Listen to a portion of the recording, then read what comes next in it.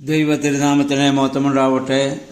അപ്പോസ്തലനായ യോഹന്നാൻ ശ്ലീഹായുടെ 1-ാം ലേഖനത്തിൻ്റെ അവസാന അധ്യായമായ 5-ാം അധ്യായം. 5-ാം അധ്യായത്തിൻ്റെ ആദ്യ ഭാഗത്ത് യോഹന്നാൻ ശ്ലീഹ പറയുന്നത് നമ്മുടെ കർത്താവ് ദൈവവും ദൈവപുത്രനുമാണ്. അപ്പോൾ ദൈവത്തെ സ്നേഹിക്കുന്നു, ദൈവത്തെ ആരാധിക്കുന്നു എന്ന് പറയുന്നവൻ അതേ വിധത്തിൽ പുത്രനെയും വിശ്വസിക്കുകയും ആരാധിക്കുകയും ചെയ്യണം. അങ്ങനെ ചെയ്യുന്നതാണ് ദൈവത്തിൽ ജനിച്ചവൻ്റെ ലക്ഷണം. അതാണ് 2-3 വാക്യങ്ങൾ പറയുന്നു, ദൈവത്തെ സ്നേഹിക്കുന്നതിൻ്റെ ലക്ഷണം ദൈവത്തിൻ്റെ കൽപ്പന പാലിക്കലാണ്. ആ കൽപ്പന എന്താണ്? പരസ്നേഹമാണ്. നിന്നെപ്പോലെ നിന്റെ കൂട്ടുകാരനെ സ്നേഹിക്കുക എന്നുള്ള ആ കൽപ്പനയാണ് ദൈവത്തിൻ്റെ സ്നേഹത്തെക്കുറിച്ചുള്ള കൽപ്പന. അപ്പോൾ അത് നമ്മൾ പാലിക്കുമ്പോൾ നമ്മൾ ദൈവത്തെ സ്നേഹിക്കുന്നവരാകും. യോഹന്നാൻ്റെ സുവിശേഷം 14-ാം അധ്യായത്തിൽ നമ്മൾ നേരത്തെ യേശു പറഞ്ഞു, ഞാൻ എൻ്റെ പിതാവിൻ്റെ കൽപ്പനകളെ പ്രമാണിച്ച് അവൻ്റെ സ്നേഹത്തിൽ വസിക്കുന്നത് പോലെ നിങ്ങൾ എൻ്റെ കൽപ്പനകളെ പ്രമാണിച്ചാൽ എൻ്റെ സ്നേഹത്തിൽ വസിക്കും. ഇപ്പോൾ യേശുവിൻ്റെ സ്നേഹത്തിൽ വസിക്കാനുള്ള മാനദണ്ഡം അവൻ്റെ കൽപ്പനകളെ പാലിക്കുക എന്നുള്ളതാണ്. ആ കൽപ്പന അവരനെ സ്നേഹിക്കുക എന്നുള്ളതാണ്. കർത്താവിൻ്റെ കൽപ്പനകൾ ഒരിക്കലും ഭാരമുള്ളതല്ല. പലർക്കും അത് ഭാരമായി തോന്നിയേക്കാം. നമ്മളിപ്പം ഒരു യാത്ര പോകുമ്പോൾ നമ്മുടെ ഭാരമുള്ള ലഗേജ് കണ്ടേക്കാം. മറ്റാരും അത് വഹിക്കാനില്ലെങ്കിൽ നമ്മൾ തന്നെ ആ ഭാരം വഹിക്കും. കാരണം അത് നമ്മുടെ ആവശ്യബോധമാണ്. ആവശ്യബോധമുള്ളവന് ഒന്നും ഭാരമല്ല. ആവശ്യബോധമില്ലാത്തവനാണ് ഭാരമെന്ന് പറഞ്ഞ് അതിൽ നിന്ന് ഒഴിയാനായിട്ട് ശ്രമിക്കുന്നത്. 5-ാം വാക്യത്തിൽ പറയുന്നു, ലോകത്തിൻ്റെ മേൽ അഥവാ തിന്മയുടെ മേലുള്ള വിജയത്തിനുള്ള ഏക ഉപാധി എന്ന് പറയുന്നത് വിശ്വാസം മാത്രമാണ്. എന്താണ് ആ വിശ്വാസമെന്ന് ചോദിച്ചാൽ, യേശു ദൈവപുത്രനാണെന്നും മനുഷ്യരക്ഷയ്ക്കായി അവതരിച്ച ദൈവപുത്രനാണെന്നും അവൻ എന്നിലും ഞാൻ അവനിലുമാണ് വസിക്കുന്നതുമെന്നുള്ള വിശ്വാസം. ആ ഒരു വിശ്വാസമാണ് ഒരു വിശ്വാസിയുടെ വിജയത്തിന് ഏറ്റവും അടിസ്ഥാനമായിട്ടുള്ളത്. 6-8 വാക്യങ്ങൾ പറയുന്നത്, നമ്മുടെ കർത്താവിൻ്റെ തിരുവിലാവിൽ നിന്ന് ഒഴുകിയ ജലവും രക്തവും കർത്താവിൻ്റെ മരണത്തെയും മാമോദീസായെയും സൂചിപ്പിക്കുന്നു. യോഹന്നാൻ 19:34 കാണുന്നുണ്ട്, കുന്തം കൊണ്ട് വിലാപ്പുറത്ത് കുത്തിയപ്പോൾ രക്തവും വെള്ളവും ഒഴുകിയെന്ന്. ഇതിൽ ജലവും രക്തവും ഒന്ന്, അതായത് അതിൻ്റെ ജലം മാമോദീസ അഥവാ സ്നാനത്തെയും രക്തം വിശുദ്ധ കുർബാനയെയും ആണ് ഇവിടെ സൂചിപ്പിക്കുന്നത്. ആത്മാവ് പരിശുദ്ധാത്മാവിനെയും ഇവിടെ സൂചിപ്പിക്കുന്നുണ്ട്. 3 സാക്ഷികളെക്കുറിച്ചാണല്ലോ പറയുന്നത്. അപ്പം അത് ഒന്ന് ജലം, രക്തം, ആത്മാവ്. ജലം മാമോദീസായെയും രക്തം വിശുദ്ധ കുർബാനയെയും ആത്മാവ് പരിശുദ്ധാത്മാവിനെയും ഇവിടെ സൂചിപ്പിക്കുന്നു. 9 മുതൽ 12 വരെയുള്ള വാക്യങ്ങൾ ദൈവത്തിൻ്റെ സാക്ഷ്യവും നിത്യജീവനും എന്നുള്ളതാണ്. ദൈവം തൻ്റെ പുത്രനെക്കുറിച്ച് സാക്ഷ്യം പറഞ്ഞു, ഇവൻ്റെ പ്രിയപുത്രൻ, ഇവനിൽ ഞാൻ പ്രസാദിക്കുന്നു.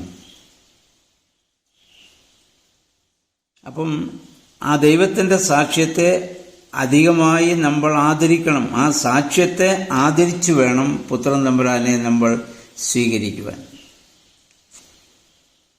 ആ സാക്ഷ്യത്തെ സ്വന്തം വാദങ്ങൾ കൊണ്ടൊക്കെ നിസ്സാരമാക്കി കളയുന്നവൻ യോഹന്നാൻ ശ്ലീഹ പറയുന്നത് അവരെ നുണയന്മാരാണെന്നാണ്. അപ്പം ആ വലിയ സാക്ഷ്യമാണ് നമുക്ക് സ്വർഗകവാടം നമുക്ക് തുറന്നു തരുവാൻ. ആ സാക്ഷ്യവും വിശ്വാസവുമാണ് നമുക്ക് കാരണമാകുന്നത്. 13 മുതൽ 15 വരെയുള്ള വാക്യങ്ങളിൽ വിശ്വസിച്ച് നിത്യജീവന അവകാശികളായി തീർന്നവരുടെ ദൈവഹിതാനുസരണമുള്ള പ്രാർത്ഥന വിജയകരമാണെന്നുള്ള വലിയ പ്രത്യാശയാണ്. അപ്പോൾ അത് ആ വിശ്വാസത്തിൽ നിന്ന് വേണം പ്രാർത്ഥന നമുക്കുണ്ടാകുവാൻ. അപ്പോഴാണ് അതിന് ഫലമുണ്ടാകുക. 16-17 വാക്യങ്ങളിൽ മരണകരമായ പാപവും മരണകരമല്ലാത്ത പാപവും ഉണ്ടെന്ന് ശ്ലീഹ ഇവിടെ ഓർമ്മപ്പെടുത്തുന്നു. മരണകരമായ പാപമായി കാണുന്നത് 7 പാപങ്ങളാണ്. നമ്മുടെ പ്രാർത്ഥനാ പുസ്തകങ്ങളിലൊക്കെ പിതാക്കന്മാർ നൽകിയിട്ടുള്ളതിൽ 1 നിഗളം, 2 അസൂയ, 3 കോപം, 4 അലസത, 5 ലുബ്ധ്, 6 അഹങ്കാരം, 7 അശുദ്ധ മോഹം. ഈ 7 പാപങ്ങളാണ് മരണകരമായ പാപമായി കാണുന്നത്. അഹങ്കാരം എന്ന് പറഞ്ഞാൽ എന്താണ്? സ്വയം മേന്മ നടിക്കുകയാണ്, അഥവാ അത്യാഗ്രഹം അല്ലെങ്കിൽ ഉന്നത ഭാവം മറ്റുള്ളവരുടെ മുൻപാകെ കാണിക്കുന്നത്. അത് നമുക്ക് നിഗളത്തിൽ നിന്നാണല്ലോ അഹങ്കാരം ഉണ്ടാകുന്നത്. 2 അസൂയയാണ്. എന്താണ് അസൂയ? മറ്റുള്ളവരുടെ ആ ഉയർച്ചയിൽ മനമിളകി ഏത് രീതിയിലായാലും അവരെ വീഴ്ത്താനുള്ള നീചമായ ആലോചനകൾ അസൂയയിൽ നിന്നാണ് പലപ്പോഴും ഉണ്ടാകുന്നത്.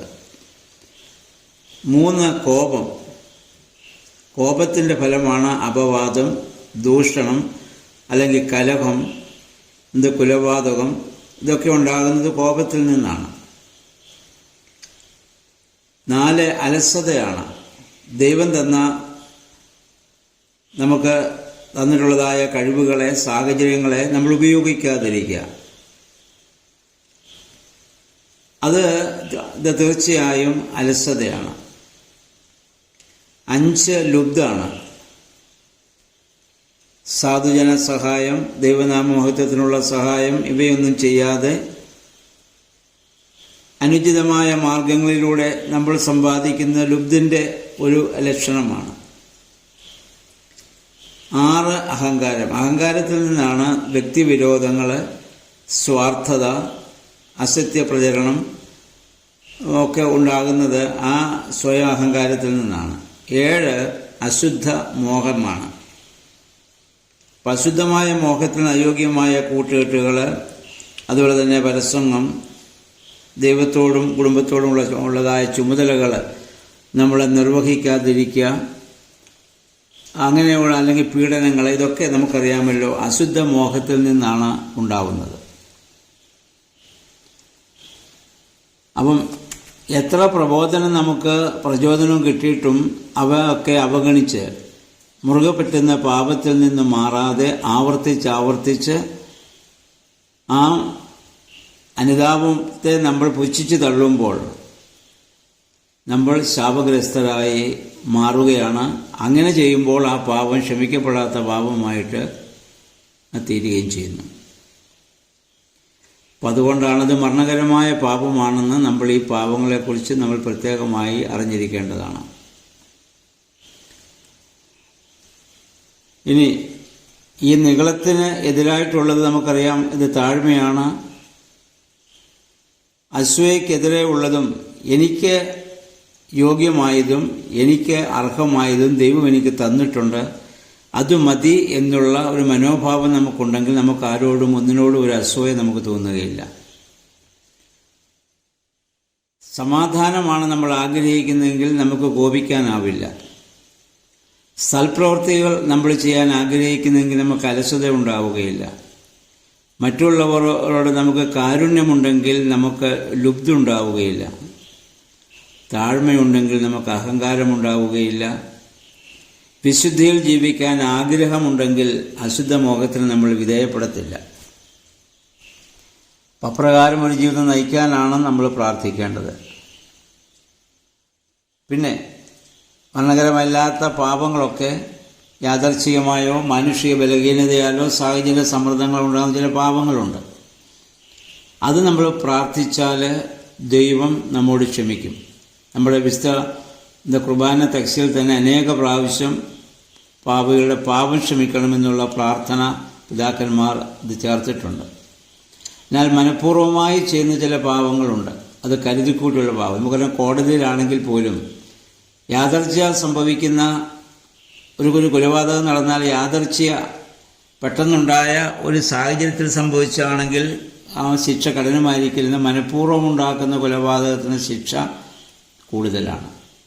അപ്പം നമ്മൾ പലപ്പോഴും പാപമാണെന്ന് അറിഞ്ഞുകൊണ്ട് മനഃപൂർവ്വം ചെയ്യുമ്പോൾ അത് നമുക്ക് ശിക്ഷയ്ക്ക് മുഖാന്തരമായി ഭവിക്കും.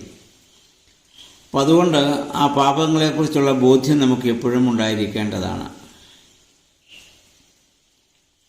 പിന്നെ 18-ാം വാക്യത്തിലേക്ക് നമ്മൾ വരുമ്പോൾ,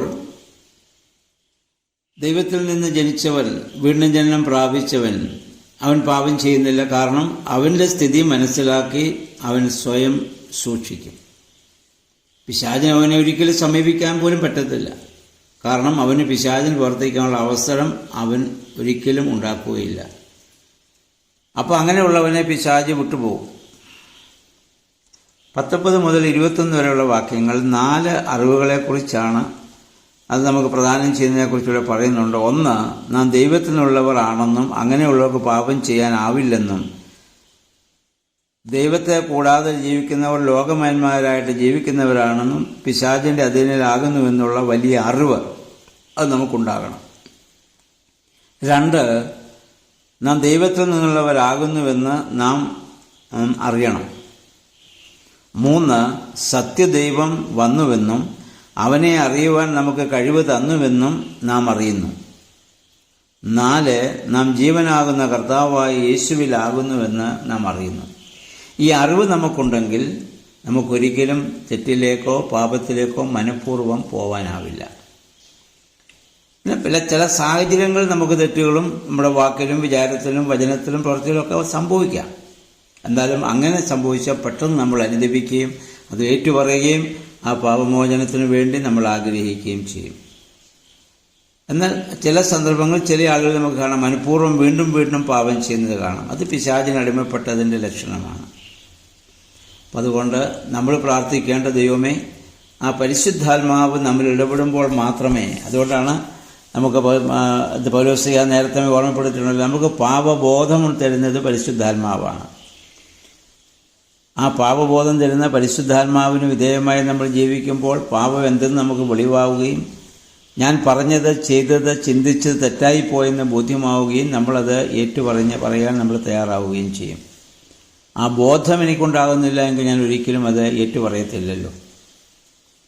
അപ്പോൾ അപ്രകാരമുള്ള ഒരു ജീവിതം നയിക്കുവാനാണ് യോഹന്നാൻ നമ്മോട് ആവശ്യപ്പെടുന്നത്. യേശുക്രിസ്തു നമ്മൾ വസിക്കുന്നുവെന്ന ബോധ്യത്തോടെ ഇന്നും ജീവിക്കുക. ആ പാപം ഇല്ലാത്ത ഒരു ജീവിതം നയിക്കാൻ വേണ്ടി നമ്മൾ ആഗ്രഹിക്കുകയും അതിനുവേണ്ടി നമ്മൾ പ്രാർത്ഥിക്കുകയും ചെയ്യുക. അവസാനം അദ്ദേഹം പറയുന്നു, വിഗ്രഹ ആരാധനയിൽ നിന്ന് നിങ്ങൾ ഒഴിഞ്ഞിരിക്കണം.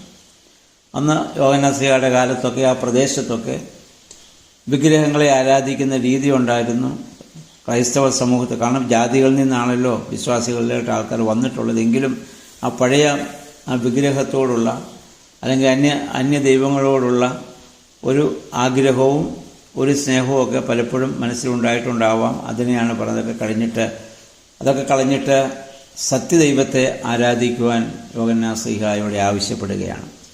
അപ്പോൾ യോഹന്നാൻ ശ്ലീഹായുടെ 1-ാമത്തെ ലേഖനം ഇവിടെ സമാപിക്കുകയാണ്. 5 അധ്യായങ്ങളിലൂടെ സ്നേഹത്തെക്കുറിച്ചും നമ്മൾ ജീവിക്കേണ്ട ജീവിത രീതികളെക്കുറിച്ചും പാപബോധത്തെക്കുറിച്ചും അനുതാപത്തെക്കുറിച്ചും അങ്ങനെ ഒരുപാട് കാര്യങ്ങൾ യോഹന്നാൻ ശ്ലീഹ നമ്മെ ഓർമ്മപ്പെടുത്തി. അത് വായിച്ച് ധ്യാനിക്കുവാൻ നമുക്ക് ഇടയായിട്ട് തീരട്ടെ. ഇനി യോഹന്നാൻ എഴുതിയ 2ഉം 3ഉം ലേഖനങ്ങളുണ്ട്. അത് അടുത്ത ദിവസം നമുക്ക് അതിനെപ്പറ്റി ചിന്തിക്കാവുന്നതാണ്. ഈ വേദഭാഗങ്ങൾ വീണ്ടും വീണ്ടും ആവർത്തിച്ച് വായിക്കുന്നതിനും അതനുസരിച്ച് നമ്മുടെ ജീവിതത്തെ ക്രമപ്പെടുത്തുവാനും നമ്മുടെ ഭാഗത്തു നിന്നൊരു പരിശ്രമം ഉണ്ടാകണം. അതിന് ദൈവത്തിൻ്റെ പരിശുദ്ധാത്മാവ് നമ്മയൊക്കെ ശക്തീകരിക്കട്ടെ. എല്ലാവർക്കും നല്ലൊരു ശുഭദിനം ആശംസിക്കുന്നു. ദൈവനാമം മാത്രം മഹത്വപ്പെടുവാൻ ഇടയാവട്ടെ.